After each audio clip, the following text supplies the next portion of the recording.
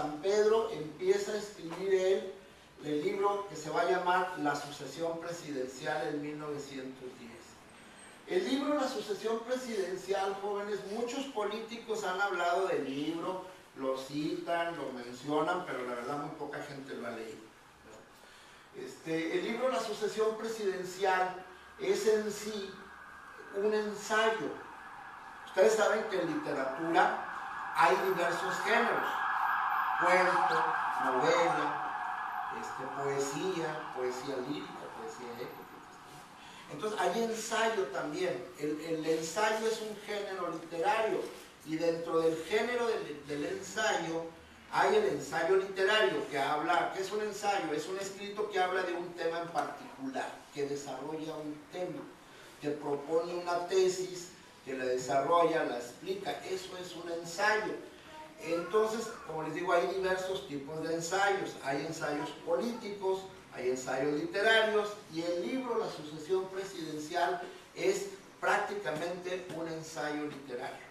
En este libro, don Francisco I. Madero hace un recuento de la historia de México, de nuestro pasado prehispánico, de nuestra guerra de independencia, de la época de la Reforma, y hace un análisis del daño que le han hecho a la humanidad los gobiernos encabezados por militares.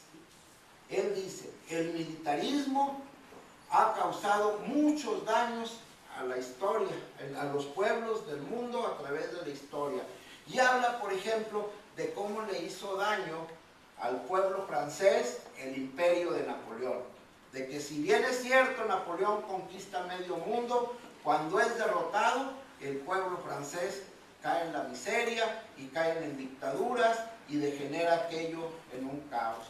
Habla de cómo en México los gobiernos encabezados por militares han echado a perder al país.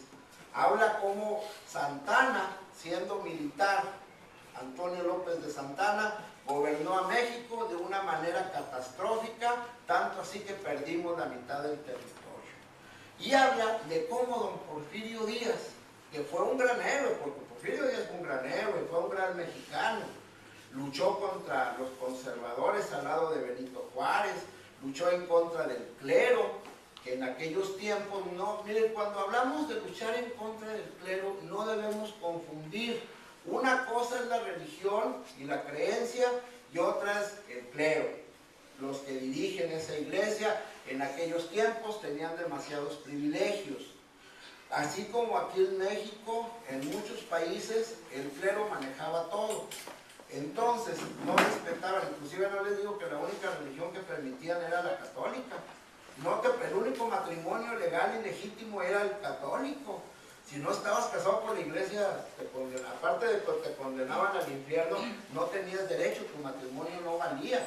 Entonces los liberales lo que hacen es buscar unas reformas donde se reconozcan las instituciones civiles, que la iglesia tenga su lugar, pero también el gobierno, el Estado tenga su lugar, y se crean muchas instituciones. Don Porfirio Díaz pelea al lado de Juárez por todos esos cambios que se hicieron en la guerra de Reforma, pelea contra los franceses. Miren, se habla mucho del 5 de mayo, luego la historia la escriben los vencedores y se ensalza más a los que ganaron, a los que perdieron. Por ejemplo, se habla mucho de don Miguel Hidalgo como el iniciador de la guerra de independencia, pero el que consuma la guerra de independencia, el que logra la guerra de independencia, al final de cuentas, el que logra que México se haga independiente es Iturbide, que va y se pone de acuerdo con Guerrero. Ellos son los que consolidan. Pero como Iturbide después se hizo rey, se hizo emperador y cayó en desgracia, pues ya al último ya la historia lo hace a un lado y se le da más realce a... Y luego, no sé por qué cosa siempre festejamos los inicios, no los finales en la que se tiene que ver con la historia. Total, don Porfirio Díaz, él realmente es el que gana la guerra contra los franceses. La batalla del 2 de abril en Querétaro, ahí destruyen al imperio francés. Realmente es Porfirio Díaz el general que derrota a los franceses. Pero como luego de la revolución don Porfirio cae en desgracia, políticamente, históricamente hablando, pues celebramos ese el 5 de mayo, ¿verdad? Con nuestro paisano Ignacio Zaragoza. Total, don Porfirio Díaz es un gran héroe, es un gran mexicano. Lo malo es que llega a la presidencia de la República